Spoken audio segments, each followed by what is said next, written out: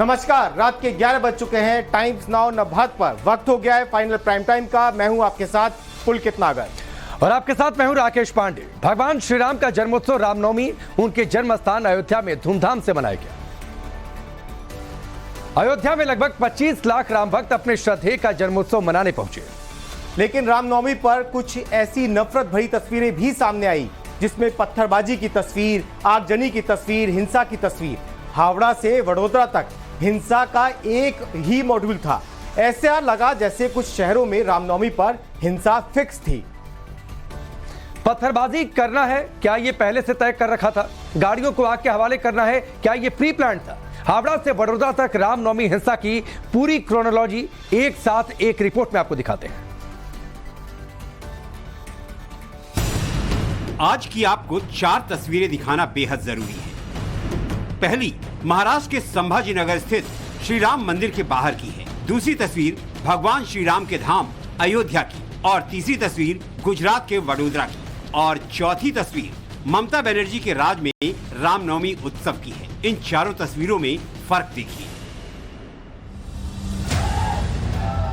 अयोध्या में राम भक्त अपने परम श्रद्धेय भगवान श्री राम की भक्ति में भाव विभोर हैं। संभाजी नगर की तस्वीर में कुछ ऐसे लोग साफ साफ देखे जा सकते हैं जो रमजान के पाक महीने में सूर्योदय से सूर्यास्त तक उपवास करते हैं, 5 वक्त की नमाज अता करते हैं और वही लोग भगवान श्री राम का जन्मोत्सव मनाने वाले राम भक्तों पर पत्थर फेंकते हैं, आगजनी करते हैं, हिंसा करते हैं। ऐसा ही कुछ वडोदरा की तस्वीरों में भी देखा जा सकता है। और पश्चिम बंगाल की मुख्यमंत्री ममता बनर्जी तो राम के नाम पर ही नाराज हो जाती हैं। तो उनके राज में रामनवमी पर पत्थरबाजी, आगजनी और हिंसा तो अब परंपरा बन चुकी है।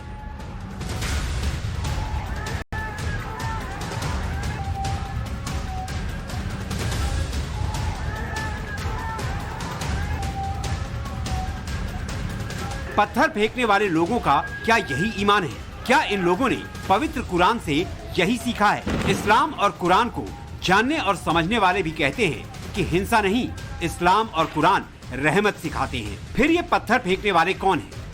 गाड़ियों में आग लगाने वाले कौन हैं? क्या इन्हें हाफिज कहा जा सकता है, जिनके लिए कुरान शरीफ ही सब कुछ है?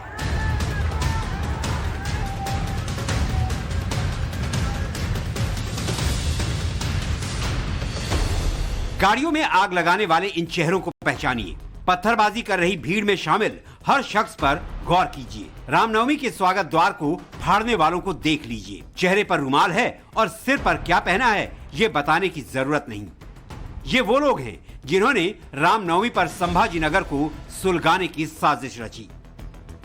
ये भीड़ ऐसे टूट पड़ी है मानो सब कुछ स्वाहा करना चाहते हो। इसमें नौजवानों से लेकर बुजुर्ग भी हैं। ये बवाल रामनवमी के दिन राम मंदिर के बाहर मचाया गया।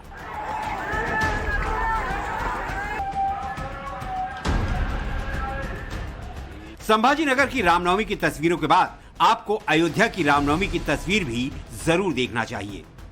मतलब ऐसा माहौल हो गया कि आहा, ये हर्षोल्लास है, आप खुद को रोक नहीं पाएंगे। आप यहाँ पर आएंगे, एक अद्भुत माहौल होगा और उसमें आप खुद भी शुरू हो जाएंगे। आप कहाँ से है? ग्वालियर, बहुत बढ़िया।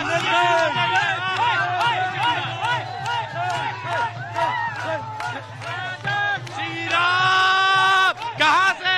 मध्य प्रदेश से। कहाँ मध्य प्रदेश? ऐसा लग रहा है आज ही राम पैदा हुए हैं। तो थोड़ी खुशी और हो जाए। अगली बार हम राम जन्म भूमि में बनाएंगे। बहुत बढ़िया, तो हो जाए। ये हो 14 जनवरी को माननीय मुख्यमंत्री को के सहयोग से खिचड़ी पर वो गर्भगृह आएंगे, स्थापित होंगे प्रभु श्री राम, हमारे प्रभु सरकार। और ये देखिए, ये यहाँ पर ढोल मजीरे बजाए जा रहे हैं, खुशियाँ यहाँ। फर्क देखा आपने? अयोध्या में भक्त हैं, भक्ति है और संभाजी नगर में नफरत है, पत्थरबाजी है, आगजनी है। ये फर्क आखिर क्यों है? संभाजी नगर में रामनवमी पर आखिर पत्थरबाजी, आगजनी और हिंसा क्यों हुई? ये सवाल सबके जहन में है। दरअसल ये आगजनी एक प्रयोग है, ये पत्थरबाजी प्रायोजित है। बम के धमाके सुनियोजित हैं, जलाई गई गाड़ियां साजिश है। औरंगाबाद संभाजीनगर कहलाता है और रामनवमी पर उसे दहला दिया जाता है। ये सवाल सोशल मीडिया से लेकर चाय की दुकानों तक पूछे जा रहे हैं। पूछे भी जाने चाहिए, क्योंकि औरंगाबाद का नाम बदले जाने का सबसे ज्यादा विरोध भाईजान की पार्टी ने किया था। मुस्लिम मोहल्लों में बड़े बड़े बैनर लगाकर किया था। रात 12:30 बजे के करीब कुछ नौजवान लड़कों के बीच छोटी सी अनबन को लेकर बड़ी संख्या में कुछ समाज कंटक लोग यहाँ इकट्ठा हो गए थे किराड़पुरा में, और यहाँ उन्होंने स्टोन पेल्टिंग करी है। कुछ पुलिस के वाहन भी उन्होंने जलाए हैं, कुछ प्राइवेट वाहन जलाए हैं। पुलिस ने इन सभी लोगों को बल का इस्तेमाल करके उनको यहाँ से निकाल दिया है। जितना भी हंगामा हुआ है उसमें ज़्यादातर जो नशा करने वाले लड़के थे, जो जिन्हें बटन प्लेयर कहते हैं, वो नशे की हालत के अंदर उन लोगों ने यहाँ पर एक आतंक मचाए थे। चंद पुलिस वाले थे, लेकिन वो भी पुलिस वाले इतने घबराए हुए थे यकीनन कि इतना बड़ा क्राउड वहाँ पर था बाहर। AIMIM के ओवैसी की पार्टी के सांसद इम्तियाज जलील कह रहे हैं कि पत्थर फेंकने वाले लोग नशे में थे, गाड़ियों में आग लगाने वाले मुट्ठी भर थे। तो सवाल है कि इतनी भीड़ अचानक आई कहां से? क्या आधी रात कहीं से ऑर्डर आया और उसके बाद 3 घंटे तक राम मंदिर के बाहर उपद्रव मचाया गया? क्योंकि सूत्रों का दावा है कि राम मंदिर में भगवान श्री राम का पाठ हो रहा था, तभी किराड़पुरा इलाके के पास मस्जिद से नारेबाजी की गई। इसके बाद भी मंदिर में भगवान राम की पूजा जारी रही, तो कुछ लोगों ने ऊंची आवाज में नारे लगाने शुरू कर दिए। अचानक ही पत्थर फेंके जाने लगे, जिससे बचने के लिए लोग राम मंदिर के अंदर छिप गए। जमीन पर बिखरे पत्थर देखकर समझा जा सकता है कि ऐसा करने वाले कुछ लोग नहीं थे, बल्कि भारी संख्या में भीड़ पहुंची थी। और सीसीटीवी फुटेज में इस बात की तस्दीक हो रही है। सोचिए, 3 घंटे के बवाल में कितने पत्थर फेंके गए होंगे, कितनी गाड़ियां जलाई गई होंगी। पुलिस के मना करने के बाद भी उपद्रव नहीं रोका गया।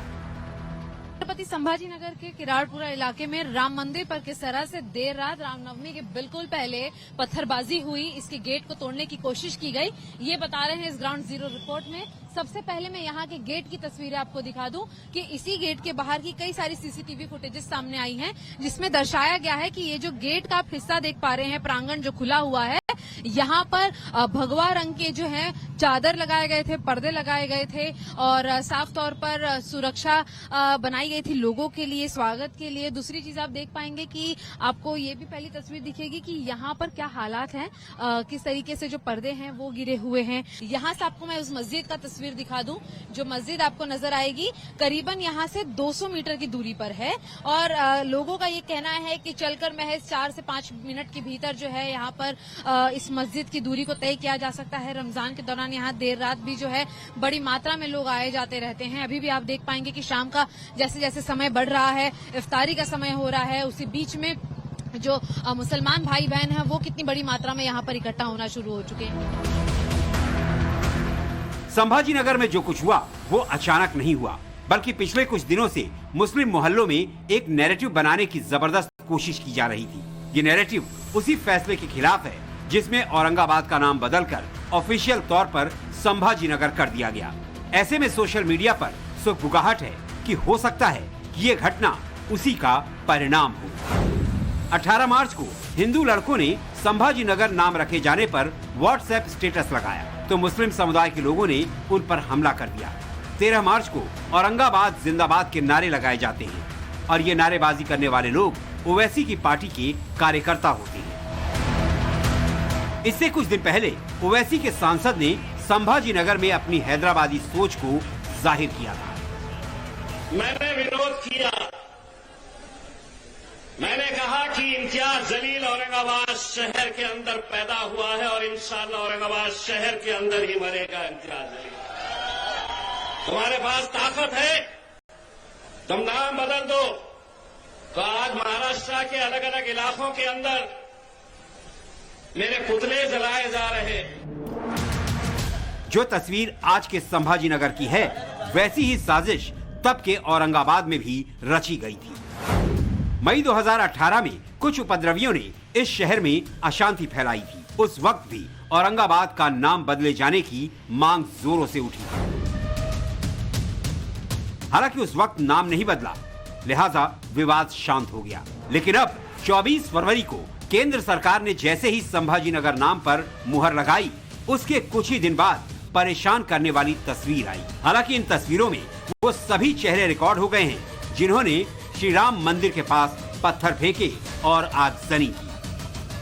संभाजीनगर में जो परिस्थिति रात में तैयार हुई थी, अब उस पर काबू पा लिया गया है। मैं सभी से निवेदन करना चाहता हूं कि शांति बनाए रखें।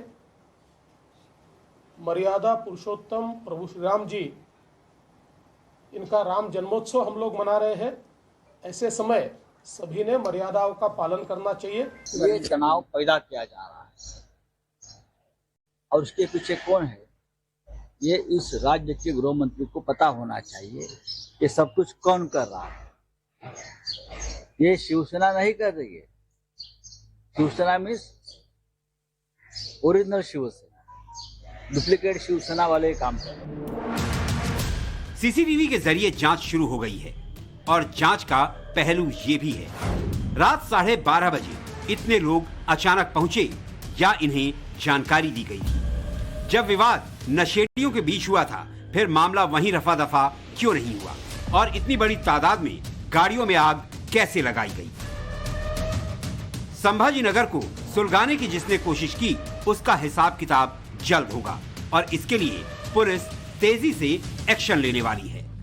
पुलिस ने आरोपियों की पहचान करना हालांकि शुरू कर दिया है। करीबन डजन से ज्यादा जो है वो सीसीटीवी फुटेजेस जो हैं वो इकट्ठा किए जा चुके हैं, जिससे कि लोगों की शिनाख्त हो सके कि आखिर ये लोग कौन थे, किस समुदाय से हैं, या इनके क्या नाम है, या इनका क्या बैकग्राउंड है। लेकिन साफ तौर पर इसी मंदिर के गेट पर जो है वो देर रात हमला होता है और उसी के चलते जो है विवाद इतना ज्यादा बढ़ा कि दोनों समूहों ने एक दूसरे को न सिर्फ पत्थरबाजी की, लेकिन जो सीसीटीवी फुटेजेस सामने आए हैं उसमें साफ तौर पर ये नजर आता है कि जो लोग थे उनकी मंशा ये साफ थी कि वो पुलिस की गाड़ियों को आग के हवाले करें, वो मंदिर के प्रांगण के साथ छेड़छाड़ करें। इसीलिए 400 अज्ञात लोगों के खिलाफ काफी गंभीर मामले दर्ज किए गए हैं। हालांकि देखना ये होगा कि इन लोगों की गिरफ्तारी कब होती है और आखिर इनके इस काम करने की मंशा कब साफ होती है।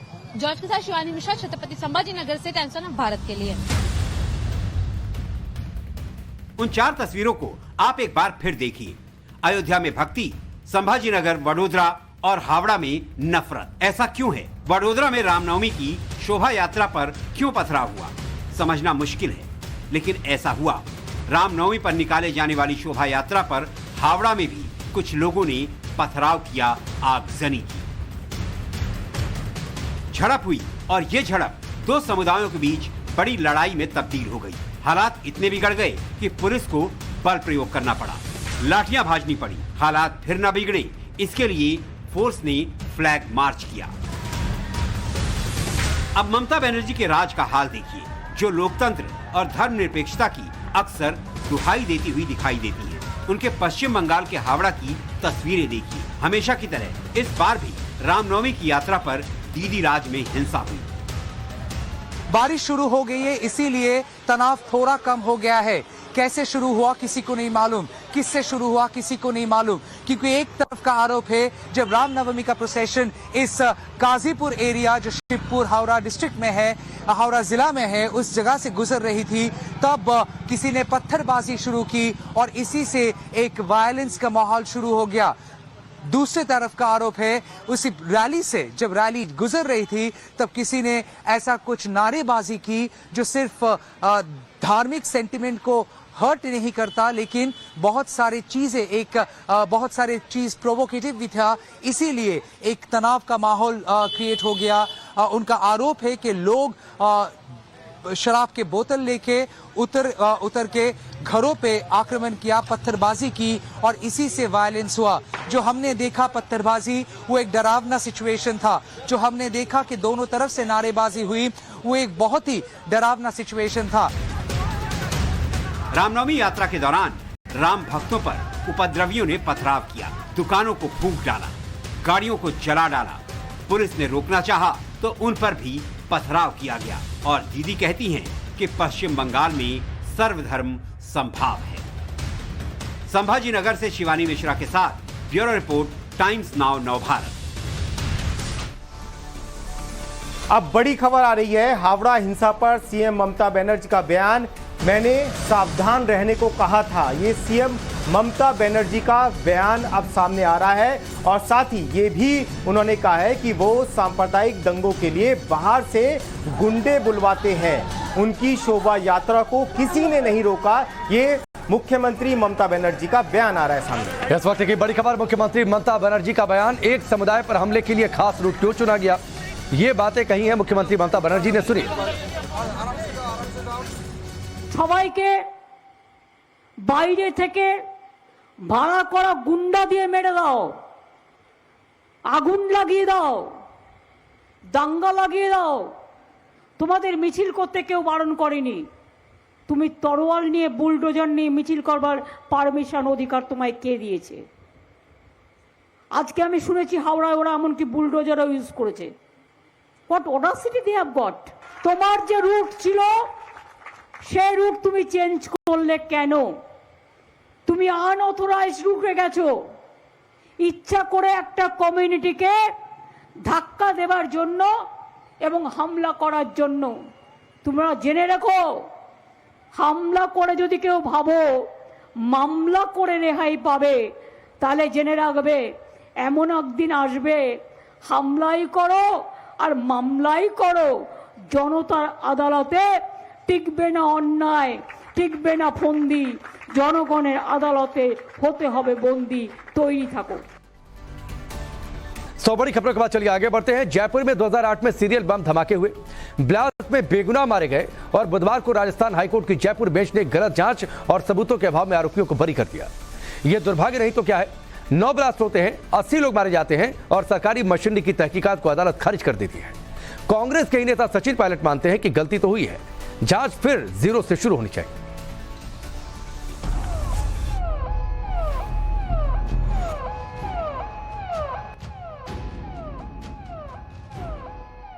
राजस्थान का जयपुर 13 मई 2008 को दहल उठा था।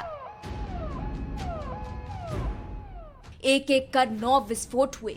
माणक चौक खंडा, चंदपोल गेट, बड़ी चौपड़, छोटी चौपड़, त्रिपोलिया गेट, जौहरी बाजार और सांगानेरी गेट जैसे लोकप्रिय पर्यटन स्थलों पर सीरियल ब्लास्ट हुए।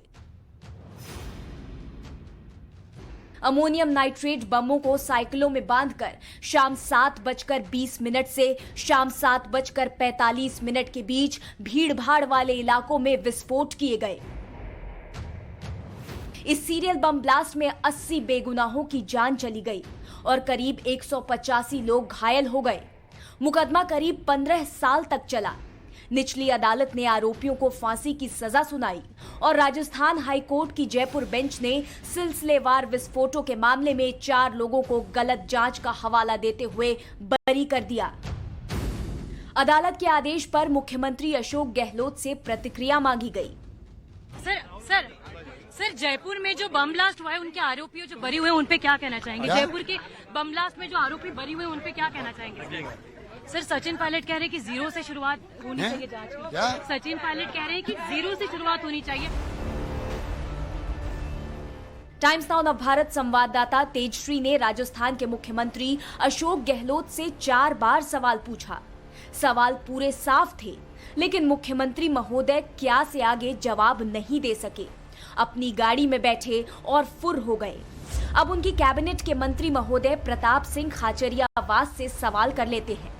हो सकता है वही मामले पर कुछ प्रकाश डाल दें।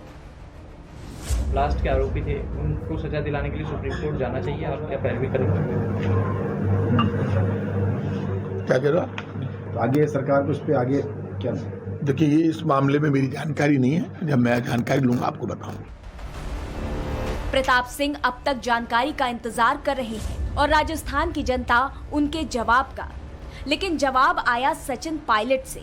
उन्होंने सवालों को सुना भी और उन्हें हाईकोर्ट के फैसले की जानकारी भी थी। उन्होंने कहा कि जांच फिर होनी चाहिए, जो कमी रह गई उसे पूरा करना जरूरी है।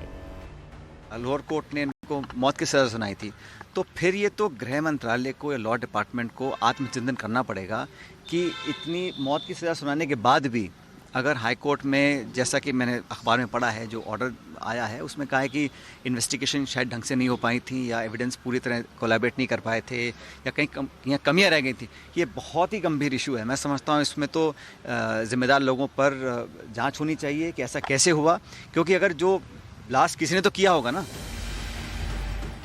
बीजेपी को सचिन पायलट के जवाब में दम नजर आता है। वो कहते हैं कि सचिन पायलट का बयान महत्वपूर्ण है, लेकिन मुख्यमंत्री अशोक गहलोत के क्या कैसे वाले बयान से बीजेपी को खासा ऐतराज है। कांग्रेस के नेता सचिन पायलट का बयान इस आधार पर भी महत्वपूर्ण है कि राजस्थान के अंदर मुखिया जी जैसा चाहे वैसा करने का काम कर रहे हैं, और क्यों नहीं भी राजस्थान की जनता भी तुष्टिकरण की राजनीति का जो राजस्थान की सरकार दिखाने की कोशिश करते हैं, उस वोट बैंक के आधार के ऊपर इस तरीके के निर्णय में प्रभावित करने का काम भी हो सकता है। अपने इन्वेस्टिगेशन के पार्ट और सरकार की तरफ से पैरवी करने वाले लोग, इनकी भूमिका भी संदिग्ध नजर आती है। बीजेपी को राजस्थान के मुखिया अशोक गहलोत में तुष्टीकरण नजर आता है। न्यायालय ने जिस तरीके से कहा है कि इसमें पैरवी ठीक तरीके से नहीं हुई, सबूत ठीक तरीके से नहीं आए, जांच का जो पक्ष है वो शंका पैदा करता है, ऐसे में इस तरीके के संगीन मामले में सरकार की न्यायिक पैरवी की लापरवाही ये संदेह पैदा करती है। मुझे लगता है कि ये भी राजस्थान के अशोक गहलोत सरकार की तुष्टीकरण की पराकाष्ठा है। हाईकोर्ट से आरोपियों को बरी कर दिया गया। इस पर राजनीति चरम पर है।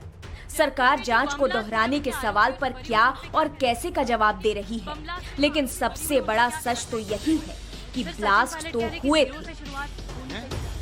साल था 2008 और दिन था 13 मई का, जब जयपुर शहर 9 सीरियल ब्लास्ट से 8 जगहों पर दहल उठा था। 80 लोगों की इसमें जाने गई थी और करीब 180 से भी ज्यादा लोग इसमें घायल हुए थे। मेरी मौजूदगी इस वक्त उन्हीं में से एक जगह में है जहां पर यहाँ ब्लास्ट हुआ था, और इस जगह का नाम है चांदपोल। तनवीर तस्वीरें दिखाइए आप।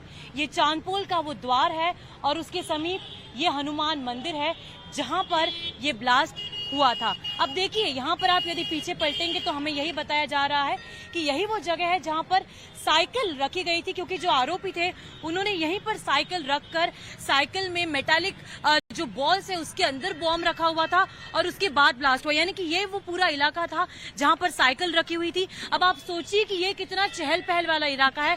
शाम के 7:15 यानी 7:15 बजे पूरी चहल पहल दिखाई। यहाँ पे गाड़ियां आती हैं जाती हैं, लोग दफ्तर से अपने घर जाते हैं, परिवार के साथ निकलते हैं। मंदिर का इलाका है तो शाम के लिए पूजा करने के लिए आप भी यहाँ पर इस वक्त आते हैं, और ये सबसे जानी मानी चौक जो है इस जगह की बताई जा रही है। और ऐसे में यहाँ पर 7:15 बजे धमाका होना, आप समझ सकते हैं कि कितना भयानक रहा होगा वो मंजर। राजस्थान सरकार 15 साल पहले हुए धमाके पर आज मौन है। कोर्ट ने गलत जांच का हवाला देते हुए 4 आरोपियों को बरी कर दिया, लेकिन जयपुर में उस शाम 9 धमाके तो हुए थे, 80 लोगों की मौत तो हुई थी, करीब 185 लोग घायल तो हुए थे। निशान आज भी उसकी गवाही देते हैं।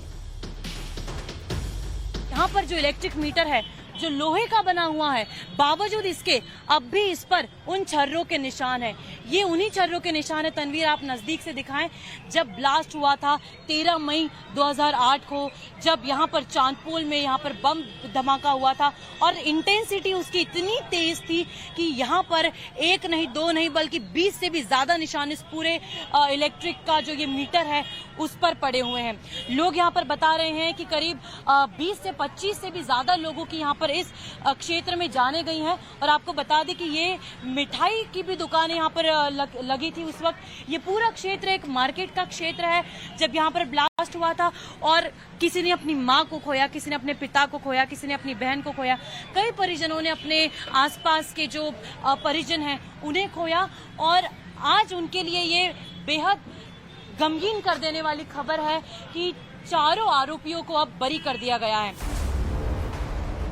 उस भयानक शाम के न सिर्फ निशान बाकी हैं, बल्कि गवाह भी इसी चंदपोल इलाके में ही मौजूद हैं। उन्होंने वो विभत्स मंजर देखा और महसूस भी किया था। सामने खड़ी थी, सामने उसमें थैला भी था, थैला था साइकिल पे, थैला रखा था। हमें पता नहीं था इसमें ये कारण है, हम उसको खड़ी नहीं करने देते। जैसे आरती हुई एकदम से धमाका हो गया। धमाका होते पूरे बाजार में अंधेरा छा गया, पूरी लाइट चल गई बाजार की। मैं जैसे उठा खड़ा कपड़े झाड़ा तो मेरे हाथ खून में हो रहे थे। आपके पैर में भी चोट आई थी? पैर में चोट आई थी, मेरे यहाँ छर्रा लगा था। आपके पैर में छर्रा लगा था? फिर मैं उधर जाके देखा तो मेरे पिताजी पड़े थे। पिताजी हाथ नहीं था, पाँव नहीं था, एक पिताजी का हाथ नहीं था, पाँव नहीं था। फिर उनको तुलब जो हॉस्पिटल लेके गए, मुझे तो पिताजी को ऐसे में लेके गए। फिर सुबह उनकी बॉडी ऐसे मिली, और जैसे फूल घाट लेके आते ना, ऐसे बॉडी मिली उनकी।